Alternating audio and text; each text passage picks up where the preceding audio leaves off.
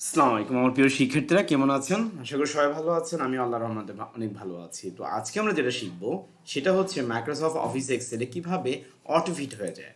দেখুন, প্রথমে সেটা যদি আমরা লিখি এখানে এস এল, এই জায়গাটা খেয়াল করবেন। আমি যে ইন্টার দিই, দেখেন এই জায়গাটা অটোফিট হয়ে যাচ্ছে। আবার যদি আমি এখানে লিখি নেম, এই যে ইন্টার বাটন প্রেস করলে দেখেন এই জায়গাটা আরো অটো, মানে ধরেন আমি এইচ লিখলাম, ইন্টার দিলাম, সেটা কিভাবে দেখেন এই যে অটো সেলটা করে অ্যাড অ্যাড হয়ে যায়।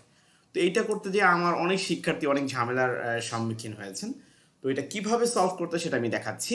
প্রথমে আমি এই প্লাসে ক্লিক করে আমি একটা ট্যাব নিলাম।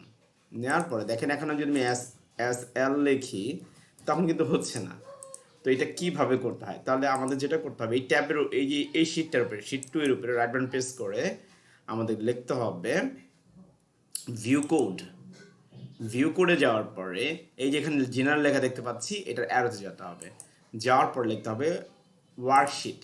ওয়ার্কশিটের পরে আমি একটা ছোট্ট একটা কোড লিখে রাখছি, তা আপনাদের বোঝানোর সাথে cells, CELLS, cells dot inter column dot autofit, এটা আপনারা সিলেক্ট করবেন অথবা লিখে নিতে পারেন।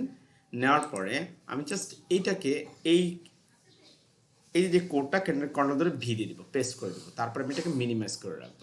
দ্যাটস ইট, আমার আর কোনো কাজ করা লাগবে না। এখন জাস্ট আমি যেটা নিয়ে কাজ করতেছিলাম সেটা যাব। এই যে এস এল ইন্টার, এই যে হয়ে গেছে। নেম, এই যে হয়ে গেছে। আমি যদি এখানে DL লিখি, এই যে হয়ে গেছে। আপনাদেরকে অসংখ্য ধন্যবাদ মনোযোগ সহকারে আমার ক্লাসে শেখার জন্য। তারপর যদি কোনো কমেন্ট বা কোনো কিছু জানার থাকে আমাকে কমেন্টে জানাতে পারেন। ধন্যবাদ, ভালো থাকবেন।